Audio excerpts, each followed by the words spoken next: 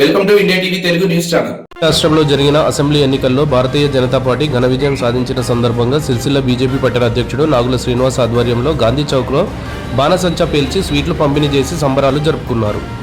ఈ కార్యక్రమంలో మున్సిపల్ మాజీ chairman, parliament joint convener Adepu Ravinder, జిల్లా అధికార ప్రతినిధి నవీన్ యాదవ్, పట్టణ అధ్యక్షుడు చొప్పదండి అంజన్న, ఊరగొండ రాజు, మోత శ్రీహరి, కార్యదర్శి పంపరి అర్జున్, కోశాధికారి చొప్పదండి శ్రీనివాస్, యువ మోర్చా అధ్యక్షుడు వంగ అనిల్, గాజుల వేణు, భారతీయ జనతా పార్టీ నాయకులు, కార్యకర్తలు పాల్గొన్నారు.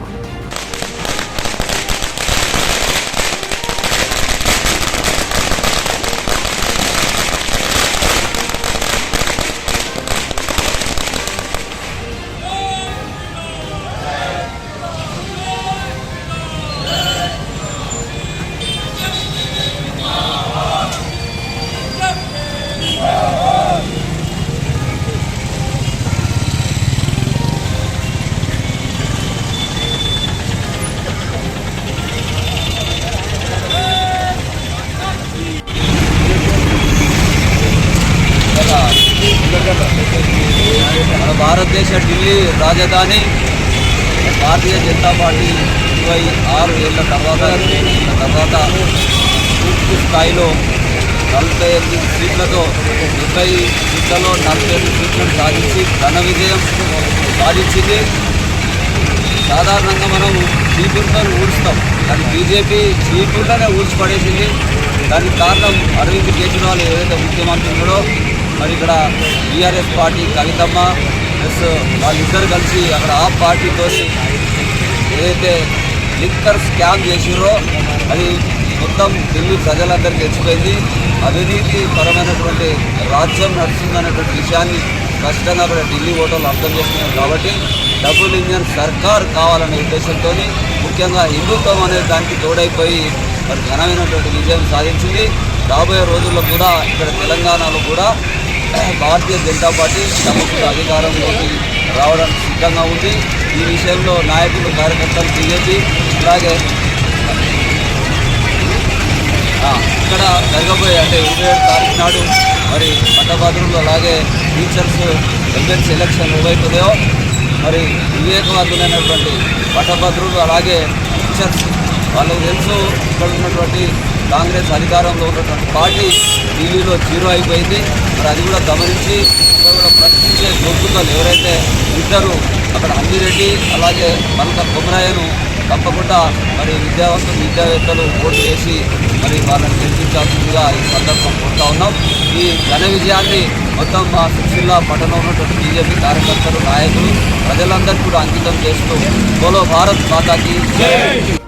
భారతదేశంలో ఉన్న ప్రజలు భారతీయులందరి ఘన విజయంగా చెప్పుకుంటున్నాము. ఎందుకంటే కొంతమంది కొన్ని శక్తులు సెక్యులరిజం అన్న వాళ్లకు ఇవాళ భారతీయ జనతా పార్టీ ఏంటిదో చూపించింది. ఇవాళ ఒక కుటుంబ పాలన అనే పార్టీలకు కూడా చరమగీతం పాడే రోజులు దగ్గర పడ్డాయి. చరమగీతం కూడా వాడింది. కనీసం ఒక సీటు గెలవలేని కుటుంబ పార్టీ ఇవాళ జాతీయ పార్టీ అని చెప్పుకునే కాంగ్రెస్ పార్టీ ఒక్క సీటు కూడా ఖాతా కూడా వెళ్ళలేని పరిస్థితి. రాహుల్ గాంధీ ఇక్కడ ఒక మాట మాట్లాడతాడు, ప్రపంచ దేశాలకు వెళ్ళి ఒక మాట మాట్లాడతాడు, భారతీయ సంస్కృతిని దెబ్బతీసే విధంగా మాట్లాడతాడు. అందుకే భారతీయ జనతా పార్టీ చర్మగీతం పాడింది, తగిన బుద్ధి చెప్పింది. ఇప్పటికైనా ఆయన సంస్కృతి, ఆయన మాట విధానం మార్చుకోవాల్సిన అవసరం ఉంది. మిగతా పార్టీలు కూడా ఇక్కడున్న టీఆర్ఎస్ పార్టీ కానీ ఇక్కడున్న కాంగ్రెస్ పార్టీ కానీ కనీసం ఒక 2 రాష్ట్రాల్లో ఉండి ఈరోజు ఇంత మాట్లాడుతుంది. మరి భారతీయ జనతా పార్టీ ఏ విధంగా ముందుకెళ్తుందో ప్రజలు కూడా గమనిస్తున్నారు. 22 రాష్ట్రాలలో 29 రాష్ట్రాలకు 22 రాష్ట్రాల్లో పరిపాలిస్తుంది, ప్రభుత్వం ఏర్పాటు చేసింది. ప్రజలందరూ పట్టం కడుతున్నారు, మోదీని అత్తుకుంటున్నారు. మోడీకి చాలా దగ్గరగా ఉంటున్నారు ప్రజలు. మోడీ కావాలనుకుంటున్నారు. ప్రపంచ దేశాలన్నీ మన వైపే చూస్తున్నాయి. రానున్న రోజుల్లో లీడర్షిప్ చేస్తుంది. 29 రాష్ట్రాలకు భారతీయ జనతా పార్టీ ప్రభుత్వం ఏర్పాటు చేస్తుందని తెలియజేస్తున్నాము. ఇది భారతీయులందరి ఘన విజయంగా భావిస్తున్నాము. భారతదేశంలో నివసించే హిందువులందరి ఘన విజయంగా భావిస్తున్నాము. అందరికి అంకితం చేస్తున్నాం. భారత్ మాతాకి జై. జరిగిన ఢిల్లీ అసెంబ్లీ ఎన్నికలలో భారతీయ జనతా పార్టీ 48 సీట్లు సాధించి ఘన విజయం సాధించింది. ఇది కేవలం మోడీ గారికే చెందుతుంది. ఈ విజయాన్ని ముఖ్యమంత్రి అభ్యర్థి లేకపోయినా కానీ ఒక మోదీ అనే పేరుతోనే ఒక స్టేట్ ఢిల్లీ కైవసం చేసుకోవడం జరిగింది. ఇప్పుడు ఇది 22వ రాష్ట్రము. ఇలాగే ముందు జరిగే ప్రతి రాష్ట్ర ఎన్నికల్లో భారతీయ జనతా పార్టీ హిందుత్వ నిదానంతో అందరూ ఏకమై భారతీయ జనతా పార్టీకి ఓట్లు వేసినట్లయితే పూర్తి భారతదేశము కాషాయమయం అయ్యే రోజులు కొద్ది రోజుల్లోనే కనబడుతుంది.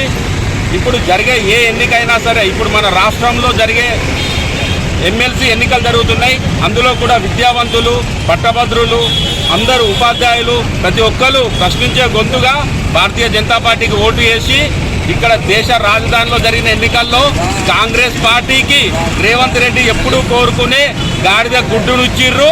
అదేవిధంగా ఇక్కడ జరిగే రాష్ట్రంలో జరిగే ఎమ్మెల్సీ ఎన్నికల్లో కూడా గాడిద గుడ్డును రేవంత్ రెడ్డికి బహుమతిగా ఇచ్చి మరోసారి రేవంత్ రెడ్డి నోట్లకెళ్ళి గాడిద గుడ్డు అనే పదం ఉచ్చరించకుండా మేము హెచ్చరిస్తున్నాం. భారతీయ జనతా పార్టీ తరఫున మరోసారి రేవంత్ రెడ్డి భారతీయ జనతా పార్టీ పైన అవాకులు చవాకులు పేల్తే ఆయనకు తగిన బుద్ధిలో దేశ ప్రజలు గాడిద గుడ్డు ఇవ్వడానికి సిద్ధంగా ఉన్నారు.